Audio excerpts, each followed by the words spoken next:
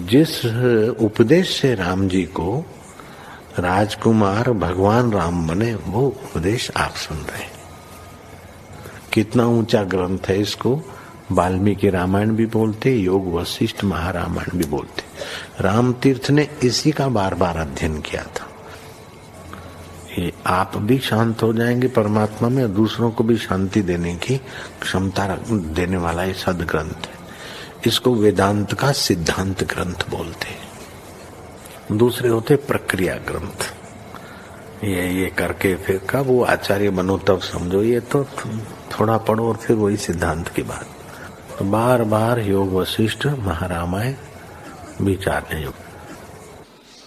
ओम श्री सद्गुरु परमात्मा ने नमः। श्री वशिष्ठ जी बोले, ही राम जी, सदा अनुभव रूप जो आत्मा है उसका विचार करो। मैं कौन हूँ, इंद्रियां क्या है, गुण क्या है और संसार क्या है, ऐसे विचार से समझो कि तुम इनके साक्षीभूत हो। तुम में अहम त्वम कोई नहीं। इससे तुम अहंकार का नाश करो और शुद्ध हो। मेरा भी आशीर्वाद है कि तुम सुखी हो जाओ। जब अहंकार नष्ट होगा तब कलना कोई न फुरेगी, केवल सुषुप्त की न स्थित होगे। हे राम जी, ज्ञान का यह साधन है कि ब्रह्म विद्या को विचार के उसके अर्थ की बारंबार भावना करे और पुण्य क्रियाओं का आचरण करे। इससे भिन्न ज्ञान का कोई साधन नहीं। इसी से ज्ञान की प्राप्ति होती है। जिस पुरुष को ऐसी भावना होती है, उसको यदि नाना प्रकार की सुगंध, अगर, चंदन, चोया आदि और अप्सरा अनिश्चित प्राप्त हो तो उनका निरादर करता है, और जो स्त्री को देखता है तो माता समान जानता है। पराये धन को पत्थर के बट्टे समान देखकर वांछा नहीं करता और सब प्राणियों पर दया करता है। जैसे अपने सुख को प्रसन्न करने वाला और दुख को अनिष्ट जानता है, वैसे ही और को भी अपने सदृश जानकर सुख देता है, दुख किसी को नहीं देता। इस प्रकार वह पुण्य कर्म करता रहता है, सतशास्त्रों के अर्थ का अभ्यास करता है और सर्वदा संग रहता है। ओम श्री सद्गुरु परमात्मा ने नमः। श्री वशिष्ठ जी बोले, ही राम जी, चित्त का त्याग करो। जब इसका त्याग करोगे तब सुखी होगे। हे राजन, जिसने सर्व त्याग किया वह सुखी हुआ। जैसे आकाश सब पदार्थों से रहित है, किसी का स्पर्श नहीं करता और सबसे बड़ा और सुख रूप है, और सब पदार्थों के नष्ट होने पर भी आकाश ज्यों का त्यों रहता है, वैसे ही हे राजन, तुम भी सर्व त्यागी हो रहो। राज्य, देह, कुटुंब और गृहस्थ आदि जो आश्रम हैं, उन सब की चित्त ने कल्पना की है। जो एक का त्याग नहीं होता तो कुछ भी नहीं त्यागा। जब चित्त का त्याग करो तब सर्व त्यागी हो। हे राजन, यह धर्म, वैराग्य और ऐश्वर्य तीनों चित्त की कल्पना है। जब चित्त पुण्य कर्म में लगता है तब पुण्य ही प्राप्त होता है, और जब पाप क्रिया में लगता है तब पाप ही प्राप्त होकर अधर्म और दरिद्र होता है। जब पुण्य का फल उदय होता है तब सुख प्राप्त होता है, और जब पाप का उदय होता है तब दुख प्राप्त होता है। इससे जन्म मरण के दुख नहीं मिटते। जब चित्त का त्याग होता है तब सब दुख नष्ट हो जाते हैं। हे राजन, जो पुरुष किसी वस्तु को नहीं चाहता उसकी बहुत पूजा होती है। जो कहता है कि यह वस्तु को मुझे दे, उसको कोई नहीं देता। इससे सर्व त्याग कर सुखी हो रहा है। सर्व त्याग करने से सर्वव्यापी तुम ही होगे और सर्वात्मा होकर संपूर्ण ब्रह्मांड अपने में देखोगे। ओम श्री सद्गुरु परमात्मा ने नमः। श्री वशिष्ठ जी बोले, ही राम जी, त्रिलोकी की पालना करने वाले विष्णु को भी काल तृण किनाई मर्दन करता है, पर उस काल को श्वेत ने उद्यम करके जीता है और सावित्री का भर्ता मृतक हुआ था, पर वह पतिव्रता थी। उसने स्तुति और नमस्कार करके यम को प्रसन्न किया और भर्ता को परलोक से ले आई। यह भी अपना ही पुरुषार्थ है। श्वेत नाम एक ऋषीश्वर था, उसने अपने पुरुषार्थ से काल को जीत के मृत्युंजय नाम पाया। इससे ऐसा कोई पदार्थ नहीं जो यथा शास्त्र उद्यम किए से प्राप्त न हो। अपने पुरुष प्रयत्न का त्याग न करना चाहिए, इससे सुख, फल और सर्व की प्राप्ति होती है। जो अविनाशी सुख की इच्छा हो तो आत्मबोध का अभ्यास करो, और जो कुछ संसार के सुख हैं वे दुख से मिले हैं, और आत्म सुख सब दुख का नाश करता है, किसी दुख से नहीं मिला। वास्तव कहिए तो सम असम सर्व ब्रह्म ही है, पर तो भी सम परम कल्याण का करता है। इससे अभिमान का त्याग करके सम का आश्रय करो और निरंतर बुद्धि से विचार करो। जब यत्न करके संतों का संग करोगे तब परम पद को प्राप्त होगे। ओम श्री सद्गुरु परमात्मने नमः। श्री योग वासिष्ठ महारामायण। काल बोले, हे मुनीश्वर, देवता, दैत्य, मनुष्य आदि आकार ब्रह्म से अभिन्न रूप है और यह सत्य है। जब मिथ्या संकल्प से जीव कलंकित होता है तब जानता है कि मैं ब्रह्म ही नहीं। इस निश्चय को पाके मोहित होता है और मोहित हुआ अधः को चला जाता है। यद्यपि वह ब्रह्म से अभिन्न रूप है और उसमें स्थित है, तो भी भावना के वश से आपको भिन्न जान के मोह को प्राप्त होता है। शुद्ध ब्रह्म में जो संवित का उल्लेख होता है वही कलंकित रूप कर्म का बीज है, उससे आगे विस्तार को पाता है। जैसे जल जिस बीज से मिलता है उसी रस को प्राप्त होता है, तैसे संवित का फुरना जैसे कर्म से मिलता है तैसी गति को प्राप्त होता है। संकल्प से कलंकित हुआ अनेक दुख पाता है।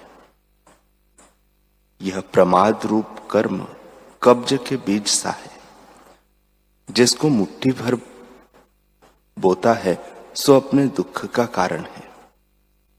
और यह जगत आत्मरूप समुद्र की लहरें है जो विस्तार से फुरती है, और कोई ऊर्ध्व को जाती है और कोई अधः को जाती है, फिर लीन हो जाती है। ब्रह्मादिक तृण पर्यंत इन सबका यही धर्म है। जैसे पवन का स्पंद धर्म है तैसे ही इनका भी है, पर इनमें कोई निर्मल पूजने योग्य ब्रह्मा, विष्णु, रुद्र आदि है, कुछ मोह संयुक्त है। जैसे देवता, मनुष्य, सर्प कोई अनंत मोह में स्थित है। जैसे पर्वत, वृक्ष आदि कोई अज्ञान से मूढ़ है। जैसे कृमि, कीट आदि योनि ये दूर से दूर चले जाते हैं।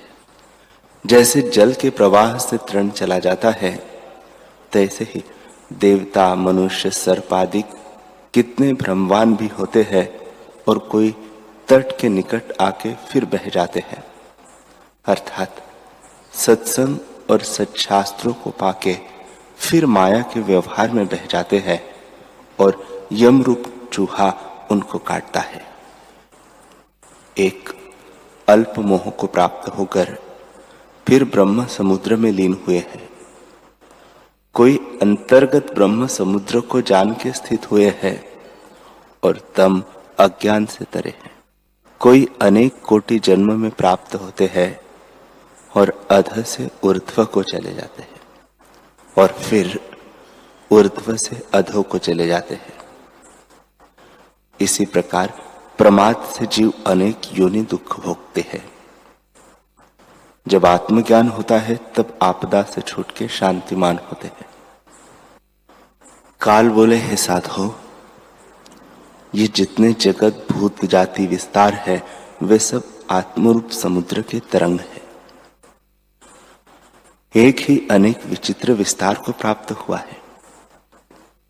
जैसे वसंत ऋतु में एक ही रस अनेक प्रकार के फल फूलों को धारता है, इन जीवों में जिसने मन को जीतकर सर्वात्मा ब्रह्मा का दर्शन किया है वह जीवन मुक्त हुआ है।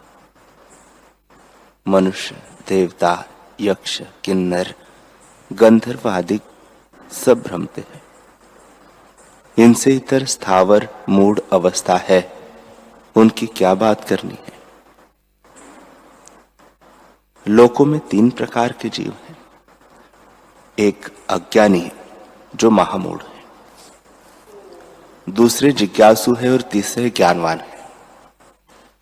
जो मूढ़ है उनको शास्त्र में श्रवण और विचार में कुछ रुचि नहीं होती, और जो जिज्ञासु है उनके निमित्त ज्ञानवानों ने शास्त्र रचे हैं। जिस जिस मार्ग से वे प्रबुद्ध आत्मा हुए हैं उस प्रकार के उन्होंने शास्त्र रचे हैं, और उससे और जीव भी मोक्ष भागी होते हैं। हे मुनीश्वर,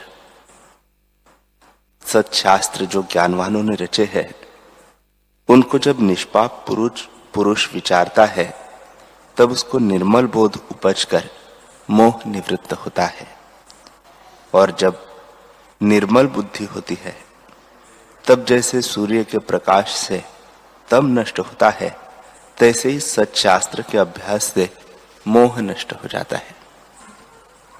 जो मूढ़ अज्ञानी है वे आत्मा में प्रमाद और विषय की तृष्णा से मोह को प्राप्त होते हैं।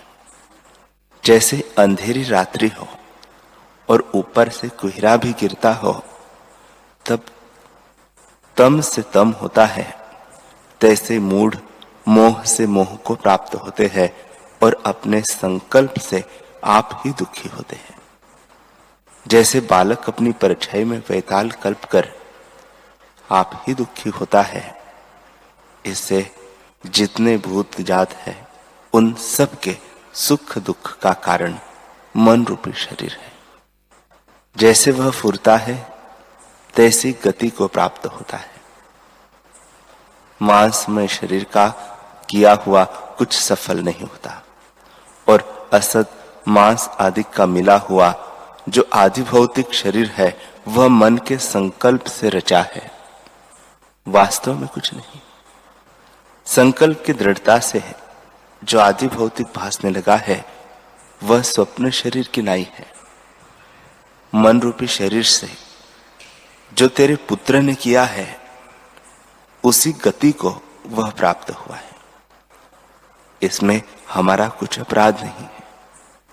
हे मुनीश्वर, अपनी वासना के अनुसार जैसा जो कोई कर्म करता है तैसे ही फल को प्राप्त होता है। मांसमय शरीर से कुछ नहीं होता। जैसी जैसी तीव्र भावना से तेरे पुत्र का मन फुरता गया है तैसी तैसी गति को वह पाता गया है। बहुत कहने से क्या है, उठो अब चलो, वहां चले जहां वह ब्राह्मण का पुत्र होकर गंगा के तट पर तप करने लगा है। इतना कहकर वाल्मीकि जी बोले, हे भारद्वाज, इस प्रकार जब भगवान ने कहा तब दोनों जगत की गति को हंस के उठ खड़े हुए और हाथ से हाथ पकड़ के कहने लगे कि ईश्वर की नीति आश्चर्य रूप है, जो जीवों को बड़े भ्रम दिखाती है। जैसे उदयाचल पर्वत से सूर्य उदय होकर आकाश मार्ग में चलता है, तैसे ही प्रकाश की विधि उदार आत्मा दोनों चले। इस प्रकार जब वशिष्ठ जी ने राम जी से कहा तब सूर्य अस्त हुआ और सर्व सभा अपने स्थान में गई। दिन हुए फिर अपने अपने आसन पर आन बैठे। श्री वशिष्ठ जी बोले, हे रामचंद्र जी, काल और भृगु जी दोनों मंदराचल पर्वत से भूमि पर उतरे और देवताओं के महासुंदर स्थानों को लांघते लांघते वहां गए जहां ब्राह्मण शरीर से गंगा के किनारे शुक्र समाधि में लगा था।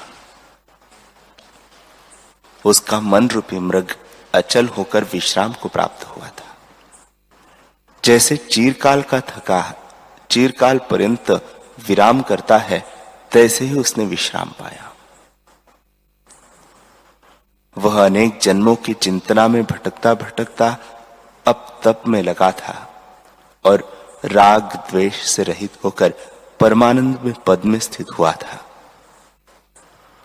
उसको देख के काल ने बड़े शब्द से कहा, हे भृगु, देख, यह समाधि में स्थित है, अब इसे जगाइए।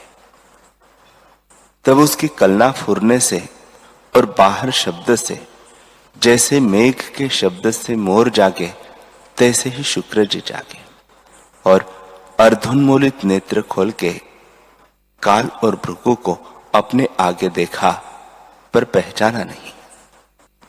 उसने देखा कि दोनों के श्याम आकार और बड़े प्रकाश रूप है, मानो साक्षात विष्णु और सदाशिव जी खड़े हैं। उन्हें देख वह खड़ा हुआ और प्रीतिपूर्वक चरण वंदना और नम्रता सहित आदर करके कहा कि मेरे बड़े भाग्य है जो प्रभु के चरण इस स्थान में आए। वहां एक शिला पड़ी थी, उस पर वे दोनों बैठ गए। तब वसुदेव नाम शुक्र, जिसका तप के संयोग से पीछे साता तप नाम हुआ था, उस शांत हृदय तपसी ने अगम वचन काल और भृगु से कहे। वह बोला, हे प्रभु, मैं तुम्हारे दर्शन से शांतिमान हुआ हूं। तुम सूर्य और चंद्रमा इकट्ठे मेरे आश्रम में आए हो और तुम्हारे आने से मेरे मन का मोह नष्ट हो गया, जो शास्त्रों और तप से भी निवृत्त होना कठिन है। हे साधो, जैसा सुख महापुरुषों के दर्शन से होता है, वैसा किसी ऐश्वर्य अमृत की वर्षा से भी नहीं होता। तुम ज्ञान के सूर्य और चंद्रमा हो। हे ऋषिश्वरों, तुमने हमारा स्थान पवित्र किया और मैं शांतात्मा हुआ हूं। तुम कौन हो जो प्रकाश रूपी उदार आत्मा मेरे स्थान पर आए हो? जब इस प्रकार जन्मांतर के पुत्र ने भृगु जी से पूछा, तब भृगु जी ने कहा, हे साधो, तू आपको स्मरण करके कौन है? अज्ञानी तो नहीं, तू तो प्रबोध आत्मा है। जब इस प्रकार भृगु जी ने कहा, तब नेत्र मूंद कर शुक्र ध्यान में लगा और एक मुहूर्त में अपना सब वृत्तांत देख के नेत्र खोले और विस्मय होकर कहने लगा कि ईश्वर की गति विचित्र रूप है। इसके वश होकर मैंने बड़े भ्रम देखे हैं और जगत रूपी चक्र पर आरूढ़ हुआ मैं अनंत जन्म भ्रमा हूं। उन सबको स्मरण करके मैं आश्चर्यवान होता हूं कि मैंने बहुत दुख और अनेक अवस्थाएं भोगी है। स्वर्ग और मंदार, कल्प वृक्ष, सुमेरु, कैलाश आदि वन कुंजों में मैं रहा और ऐसा कोई पदार्थ नहीं जो मैंने नहीं पाया। ऐसा कोई कार्य नहीं जो मैंने नहीं किया और ऐसा कोई इष्ट अनिष्ट, नरक स्वर्ग नहीं जो मैंने नहीं देखा। जो कुछ जानने योग्य है वह क्या है? अब मैं आत्म तत्व में विश्रामवान हुआ हूं और संकल्प भ्रम मेरा नष्ट हो गया है। अब मैं आत्म तत्व में विश्रामवान हुआ हूं। अब आप वहां चलिए जहां मंदराचल पर्वत पर मेरा शरीर पड़ा है। हे भगवान, अब मुझको कुछ इच्छा नहीं है। यद्यपि हेयोपादेय मुझको कुछ नहीं रहा, तथापि नीति की रचना देख के कहता हूं, जो बोधवान है वह प्रकृत आचार में विचरते हैं। आगे जैसी इच्छा हो तैसे कीजिए। बोधवान उसी आचार को अंगीकार करते हैं। इससे अपनी प्रकृत आचार को ग्रहण करके व्यवहार में विचरे।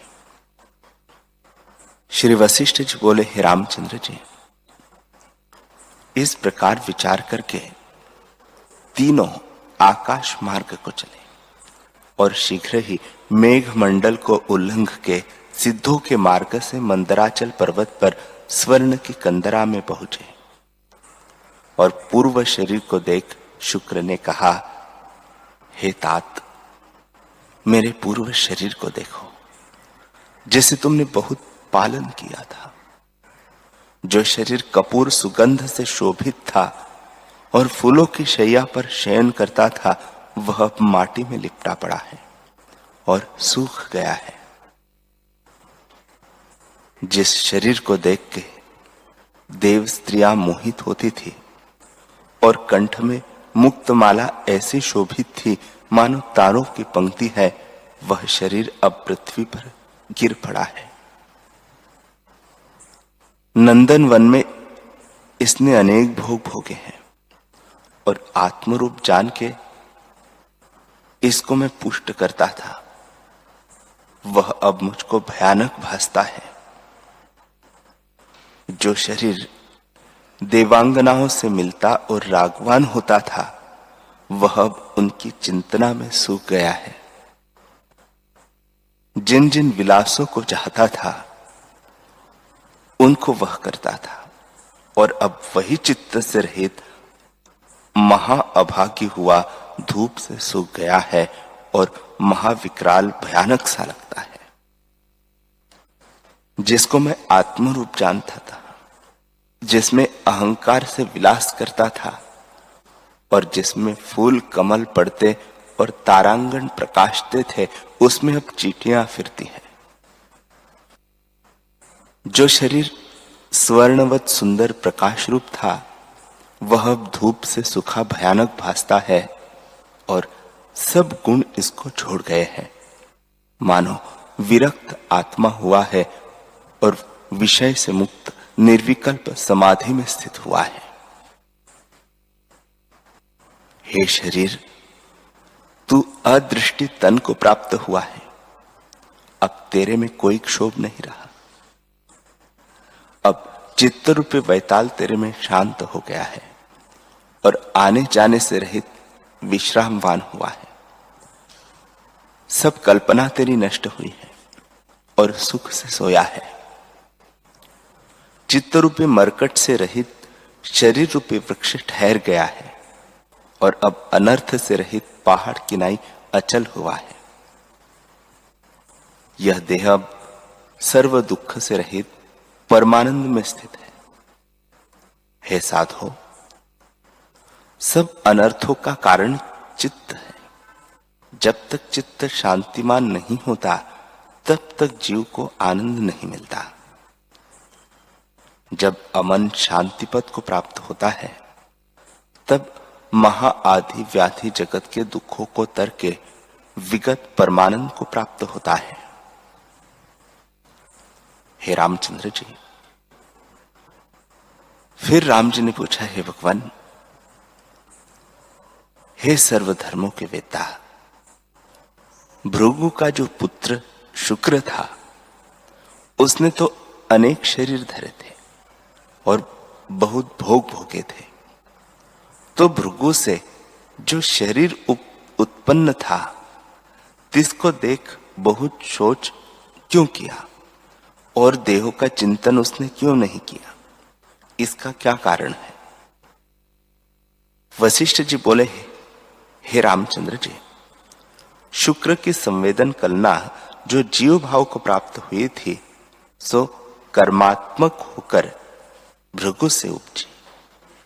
सुनो, आदि परमात्म तत्व से चित्तकला फुरकर भूताकाश को प्राप्त हुई और वही वात कला में स्थित होकर प्राण अपान के मार्ग से भृगु के हृदय में प्रवेश कर गई और वीर्य के स्थान को प्राप्त होकर गर्भ मार्ग से उत्पन्न हो क्रम करके बड़ी हुई, जिससे विद्या और गुण संपन्न शुक्र का शरीर हुआ। उस शरीर को जो उसने चिरकाल सेवन किया था, इससे उसका शोच किया। यद्यपि वह वितराग और अनिच्छित था, तो भी चिरकाल का जो अभ्यास किया था वही फुराया। हे रामचंद्र जी, ज्ञानी हो अथवा अज्ञानी, व्यवहार दोनों का तुल्य होता है, परंतु शक्ति अशक्ति का भेद है। ज्ञानवान असंशक्त निर्लेप रहता है और अज्ञानी क्रिया में बंधनवान होता है। ज्ञानवान मोक्ष रूप है और अज्ञानी दरिद्र है। जैसे वन में जाल से पक्षी फंसता है, तैसे ही अज्ञानी लोक व्यवहार में बंधनवान होता है। व्यवहार जैसे ज्ञानी करता है, तैसे ही अज्ञानी करता है। जो वासना रहित है वह निर्बंध है, वासना सहित बंध है। इससे वासना मात्र भेद है। जब तक शरीर है तब तक सुख दुख भी होता है, परंतु ज्ञानवान दोनों में शांत बुद्धि रहता है और अज्ञानी हर्ष शोक से तपायमान होता है।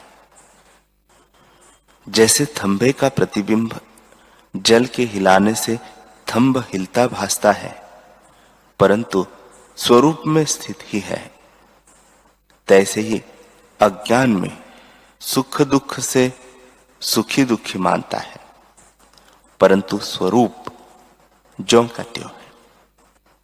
जैसे सूर्य का प्रतिबिंब जल के हिलने से हिलता भासता है, परंतु स्वरूप से ज्यों का त्यों है, तैसे ज्ञानवान इंद्रियों से सुखी दुखी भासता है, पर स्वरूप से ज्यों का त्यों है। अज्ञानी बाहर से क्रिया का त्याग करता है तो भी बंध रहता है, और ज्ञानवान क्रिया करता है तो भी मोक्ष रूप है। अंतर में जो अनात्म धर्म में बंधनवान है, वह बाहर इंद्रियों से मुक्त है तो भी बंधन में है, और जो अंतर से मुक्त है वह कर्म इंद्रियों से बंधन भासता है तो भी मुक्त रूप है। जो सब क्रीड़ा को त्याग बैठा है और हृदय में जगत की सत्यता रखता है, वह चाहे कुछ करे व न करे तो भी बंधन में है, और जो बाहर चाहे जैसा व्यवहार करे पर हृदय में अद्वैत ज्ञान है तो वह मुक्त रूप है, उसको कर्म बंधन नहीं करता। इसे हे रामचंद्र जी, सब कार्य करो पर अंतर से शून्य रहकर सर्व ऐष्णा से रहित आत्मपद में स्थित हो जाओ और अपने प्रकृत व्यवहार को करो।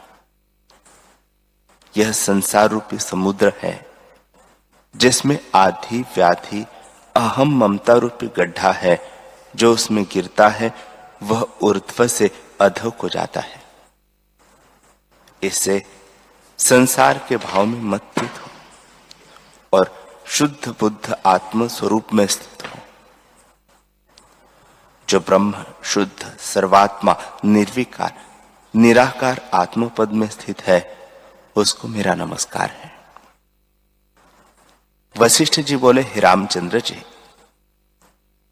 इस प्रकार जब शुक्र ने शरीर का वर्णन किया और विकराल रूप देख के उसमें त्याग बुद्धि की, तब काल भगवान शुक्र के वचन को न मान के गंभीर वाणी से बोले, हे शुक्र, तू इस तप रूपी शरीर को त्याग कर भृगु के पुत्र का जो शरीर है उसको अंगीकार कर। जैसे राजा देशांतर को भ्रमता अपने नगर में आता है, तैसे ही तू भी इस शरीर में प्रवेश कर, क्योंकि भार्गव तन से तुझे असुरों का गुरु होना है। यह आदि परमात्मा की नीति है। महाकल्प पर्यंत तेरी आयु है। जब महाकल्प का अंत होगा तब भार्गव तन नष्ट होगा और फिर तुझको शरीर का ग्रहण न होगा।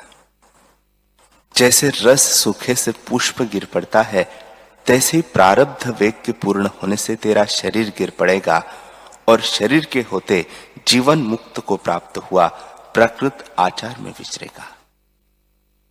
इससे इस शरीर को त्याग कर भार्गव शरीर में प्रवेश कर।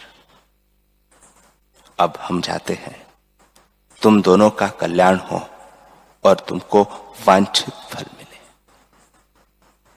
इतना कहकर वशिष्ठ जी बोले, हे रामचंद्र जी, काल भगवान ऐसे कहकर और दोनों पर पुष्प डालकर अंतर्धान हो गए। तब वह तपसी नीति को विचारने लगा कि क्या होता है। विचार कर देखा तो विदित हुआ कि जैसे काल भगवान ने कहा है तैसे ही होना है। ऐसे विचार के महाकृष रूप जो शरीर था उसमें प्रवेश किया और तपसी ब्राह्मण का देह त्याग किया। तब उस शरीर की शोभा जाती रही और कम कम के पृथ्वी पर गिर पड़ा। जैसे मूल के कांटे से बेली गिर पड़ती है, तैसी वह शरीर गिरा और शुक्र देह जीव कला संयुक्त हो आया। तब भृगु जी उस कृष्ण देह को जीव कला संयुक्त देख के उठ खड़े हुए और हाथों में जल का कमंडलू ले मंत्र विद्या से जो पुष्टि शक्ति है पाठ कर पुत्र के शरीर पर जल डाला और उसके पड़ने से शरीर की सब नाड़ियां पुष्ट हो गई। जैसे वसंत ऋतु में कमलिनी प्रफुल्लित होती है, तैसे ही उसका शरीर प्रफुल्लित हो आया और श्वास आने जाने लगे। तब शुक्र पिता के सम्मुख आया और जैसे मेघ जल से पूर्ण होकर पर्वत के आगे नमता है, तैसे ही विधि संयुक्त नमस्कार करके शीर नवाया और स्नेह से नेत्रों में जल चलने लगा। तब पुत्र को देख के भृगु जी ने उसे कंठ लगाया कि यह मेरा पुत्र है। ऐसे स्नेह से पूर्ण हो गया। हे रामचंद्र जी, जब तक देह है तब तक देह के धर्म पुराते हैं। इसी प्रकार भृगु ज्ञानी को भी ममता स्नेह फुराया तो और की क्या बात है। पिता और पुत्र दोनों बैठ गए और एक मुहूर्त पर्यंत कथा वार्ता करते रहे। फिर उठकर उन्होंने उस तपस्वी शरीर को जलाया, क्योंकि बुद्धिमान शास्त्राचार में स्थित होते हैं। इसके अनंतर जिनका वपु तप से प्रकाशित है और जिनकी शाम कांति है, ऐसे जीवन मुक्त उदारात्मा होकर वह रहे और समय पा करके शुक्र जी दैत्यों के गुरु होंगे और भृगु जी समाधि में स्थित होंगे। इससे जो सब विकार से रहित जीवन मुक्त पुरुष जगत गुरु है, वह सबके पूजने योग्य है। हरि ओम।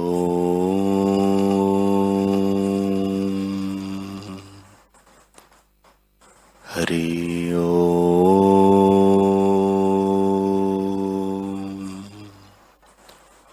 ओम सहना भवतु सहनौ भुनक्तु सह वीर्यं करवावहै तेजस्विनावधीतमस्तु मा विद्विषावहै। ओम शांति शांति शांति। श्री सद्गुरुदेव भगवान की जय।